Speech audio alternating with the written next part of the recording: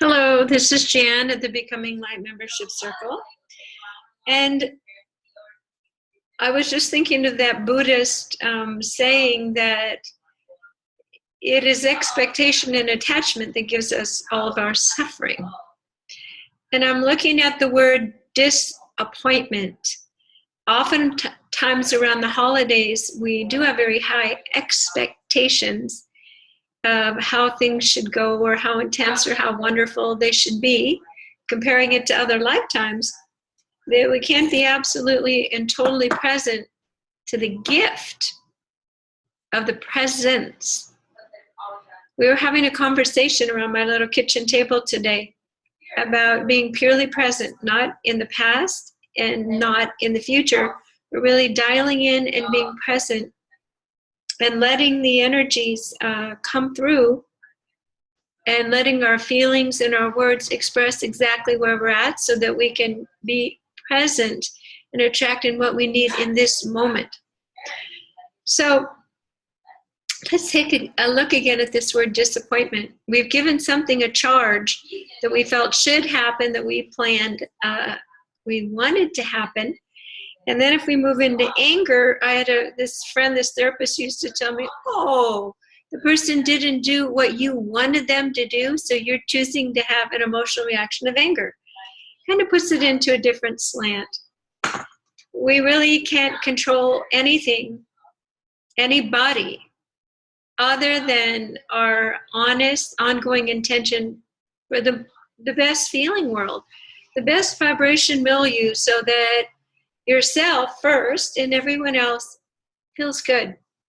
So when something happens that's disappointing, obviously there are no accidents in the universe, or maybe rarely, but there is something in there that you have scripted or planned that is actually part of a gift within the disappointment. And I know it sounds so Pollyannish and so easy to say, but it helps me over and over again to say, what was I thinking?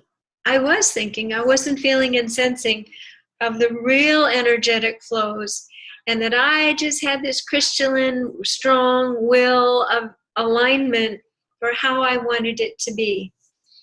So, disappointment means, went wrong. Okay, good. It seems like a moment there we got a little bit off in our screen, so that's maybe what you're experiencing. Okay, so disappointment means went wrong, or the appointment of something you thought would come together. And remember that your angelic guides, beyond your own conscious and subconscious, are trying to bring exactly to what you need in every moment. It might not be what you want.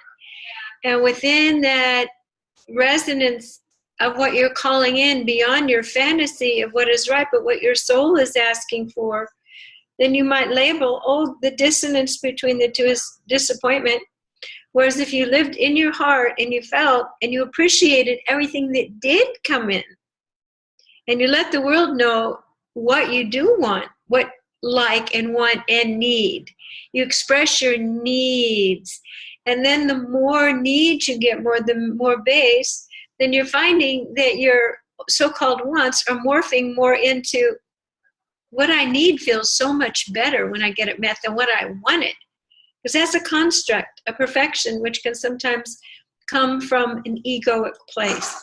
So these are all words. Time for a little meditation. Take a deep breath through your nose and out through your mouth. We ask and intend to set a sacred space. We place a beautiful, let's say, Christmas tree, a divine Christmas tree pyramid shape over your body. We're just a few days from Christmas now. Only energies of the highest light may be in this space. We command that all other energies leave. We bring in a vibration of lightness to our heart so that we don't have predisposition to expecting, that we allow the truth, everyone's truth and activities to flow in a harmonious way without our pressuring or needing or pushing. Nothing ever works if it takes too much effort. Take a breath through the nose and out through the mouth. And just imagine that any way that you've been efforting or pushing can now let go and relax.